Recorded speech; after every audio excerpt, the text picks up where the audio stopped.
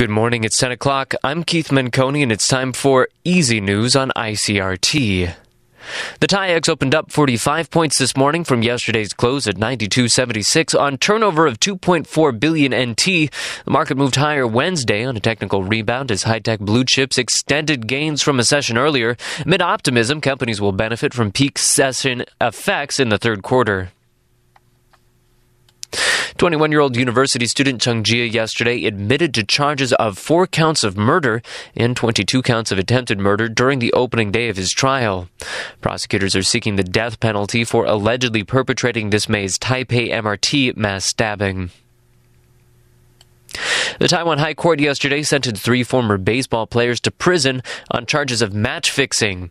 Former Brother Elephant slugger Chen Zhiyuan and Cai Feng-an were sentenced to 6 months, while former Lanú Bears pitcher Chang Zhijia received a 4-month sentence. However, the court ruled the defendants will be allowed to commute the prison sentences to fines. The case is related to match fixing incidents that occurred in 2006. The Centers for Disease Control says it is not ruling out the possibility of sending doctors to Nigeria, where some 100 ROC nationals and business owners are under threat from the deadly Ebola virus.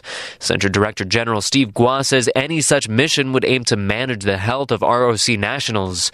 Statement comes as health officials carried out an anti-Ebola exercise at Taoyuan International Airport yesterday. The drill was designed to intercept the arrival of travelers suspected of being infected with the Ebola virus.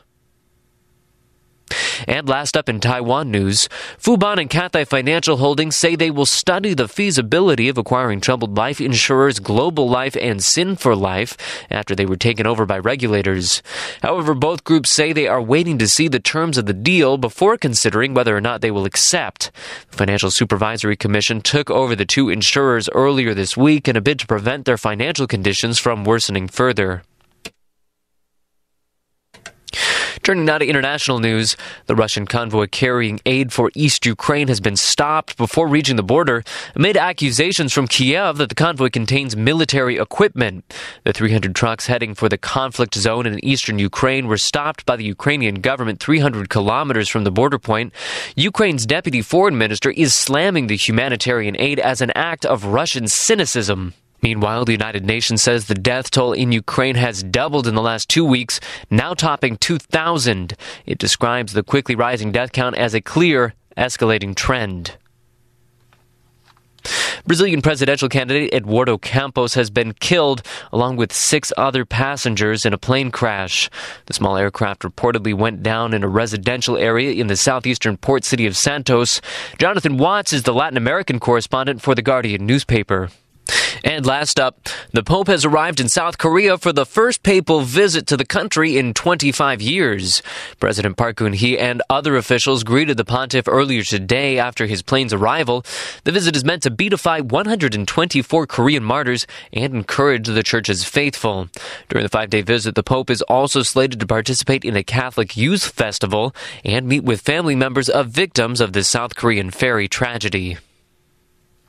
Now looking at the weather across Taiwan, we can expect partly cloudy skies and occasional afternoon thunder showers in the north with a high of 36 in Taipei, and partly cloudy skies with occasional showers or thunder showers in the center and south with a high of 33 in Taichung and a high of 30 in the Kaohsiung area. Current temperatures 31 in Taipei, 31 in Taichung, and 27 in Kaohsiung. That's it for Easy News today. Remember, you can download a slower version of the news as well as a transcript with select vocabulary in Chinese on our website, www.icrt.com.tw. Just look for Easy News. And for more news with complete Chinese translation, check out our ICRT Daily News app, available for download in the App Store. Enjoy the rest of your morning. I'm Keith Menconi.